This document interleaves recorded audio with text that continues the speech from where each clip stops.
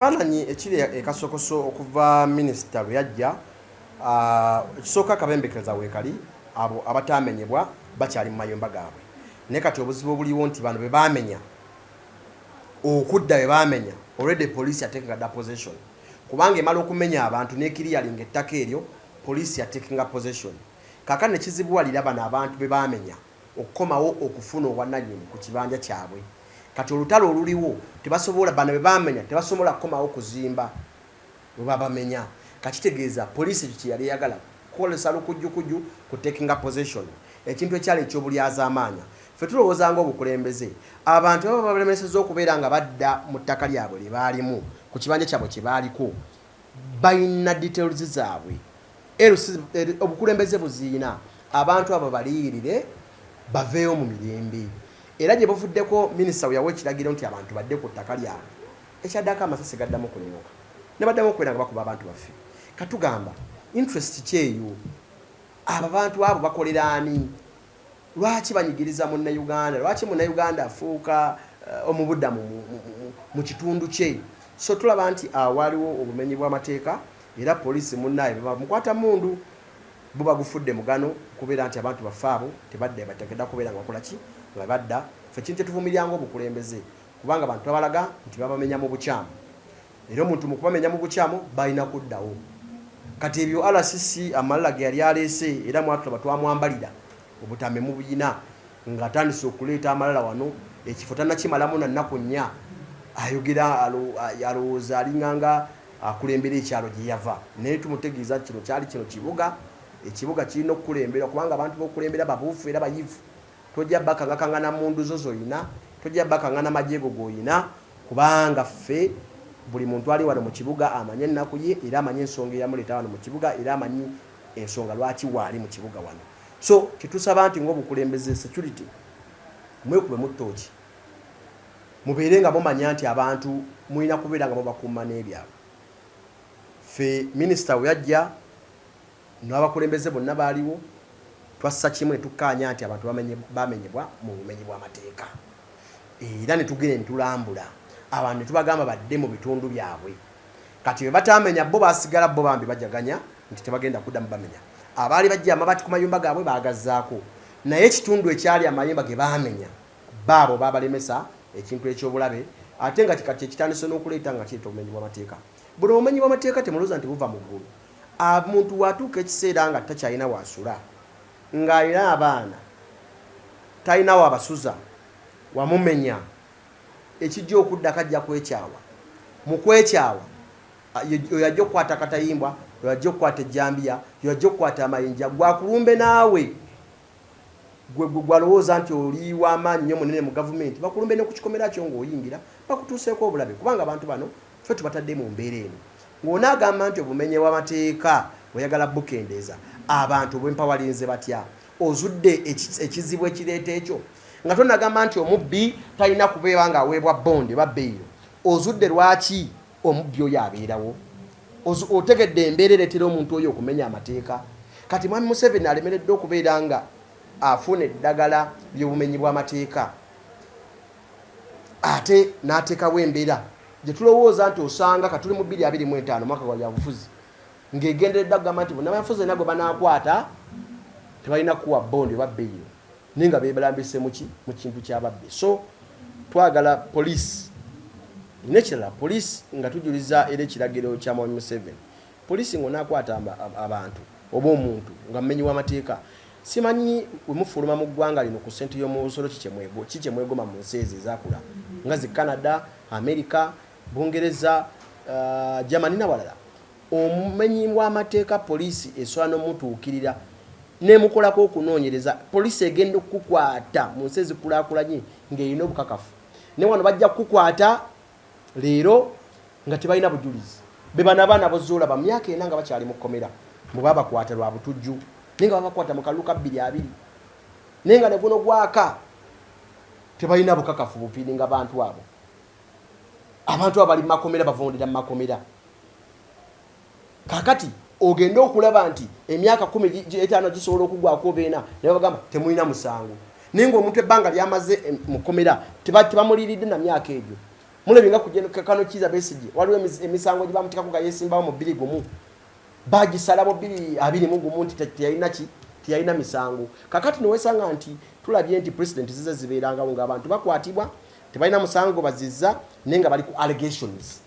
state nalukola okunoonyereza omwaka gumene gugwako nti state anoonyereza ogwokubiri ogwokusatu nenga abantu bafe bakola batya ekirala abantu ne babuzibwawo fuwa ne bugolobi tulina abantu babiri ababuzibwawo mukaluka 2 Lukwago Martin ne Nalumoso Vincent ofundako nno bomanya nti bano bali kitalya naye waliwo bano bonga bo babuzibwawo the missing 18 nakawanga division tulina abantu babiri Lukwago Martin ne Nalumoso Vincent babuzibwawo family zaabwe zibona fees fetu tobana abana ekibina kya NUP kye kitobana abana okubeera nga bana bakola ki basoma family zaabwe zonna nenga bonafu ba government so otwa tuli mu gwanga eriremu okuwamba abantu eriremu okugombaganya abantu ku mataka eriremu okutta abantu eriremu okutulugunya abantu eriremu enguzi nolabanga IGG report ekulaga nti we lose tufiirwa trillion 10 to corruption buli mwaka kitegeeze kisaa kigenda okugwako ekyama mu 7 tufiirwa trillion 5 mu nguzi ne trillion 5 gwandaba wano lisobola okuzimba amalwaliro ga Lubowa 50 mu bitundu ebyenjawulo kubanga bakulaze nti eddwaliro lya Lubowa bayitaddeko $379 that is approximately 1.4 trillion shillings kati wofiirwa trillion 10 kitegeeza mu corruption mu gwanga kitegeeza tufiirwa amalwaliro ago ge bagamba aga Lubowa ge batikako bumbi ne sente de tutanalabanako juice leader of opposition yagenda yokola ogwa oversight bamutwala antiaji nenga sente zona tuzifiirwa mu corruption eddwaliro lya Kiruddu bali maliyako bumbi 37 obumbi 37 kitegeeza tufiirwa trillion 10 mu mwaka mu nguzi tusobola okuzimba amalwaliro ga Kiruddu mu buli district 142 amalwaliro 22 mu buli district ne sente zona zikola ki tuzifiirwa mu nguzi so kano kaseera bannayuganda soka kyabena okubeera nga mugobera ebyobukulembeze ate muvaayo mwesimbe buli muvaayo ne mwesimbawo mutuuka ku lujjuliro olutematemere ebitundu byammwe ne mulwana ekimala okulaba nga ebitundu byammwe bifuna omugabo gwe biteekeddwa okubeera nkola ki nga bifuna nga maliriza tulina omusolo gye buvuddeko twasinkanya abakadde mu mbuya nga tuyingira omwaka tulina ebintu byetwabawadde mu mbyaka gukale ebyo nga tubadduukirira mu bintu naye twafunye ebizibu bingi nnyo ebiri mu abakadde omukadde omuntu awoleza emyaka 6 ng'omusolo gwasasudde muganda wange muyitirivu ddala naye omukadde akaddiwa n'azimba akayumba ke nga akayumba kalina muyamba mu bukadde kyokka akayumba ako stiiru oli kaaba yazimba mu savings ze omukadde tulowooza nti wali akola bamugyanko pay as you earn bamugyanko indirect tax kati net ye gy'abafunye akasente kaba savings okuzimba akayumba ke ate stiiru ke bajjako property tax kyokka property tax omusolo gwo guva mu bitundu byaffe tegukomawo okukola betekedde okubeera nkola ki nga gukola abakola ennambika y'omusolo ogwo bagamba nti ebitundu 75 ku 100 birina okukoma mu bitundu byaffe batenkawo omusolo ogwo nga bayita mu tteeka erya Local Government Ratings Act 25 akawaayiro 37 aka Local Government Ratings Act nga kagamba nti omusolo gwonna ogukuŋŋaanyiziddwa ogw'amayumba 75% gulina okukoma mu bitundu okola ku bintu bino wammanga garbage collection ekiteezi batawaanya singa buli kitundu kyakisobola okwemala jingira garbage yayo singa tetulina kirwadde kya kiteezi singa tutwalina njego ya kiteezi kuwulira nti tulina eggwanga tulina ekibuga ekirina minister wa Kampala state minister wa Kampala executive director deputy executive director bapulana simanyi biki bonna ba RCC assistant RCC assistant wa assistant RCC nga bonna bali mu kibuga n'ekibuga n'ogamba nti abantu bafudde kasasiro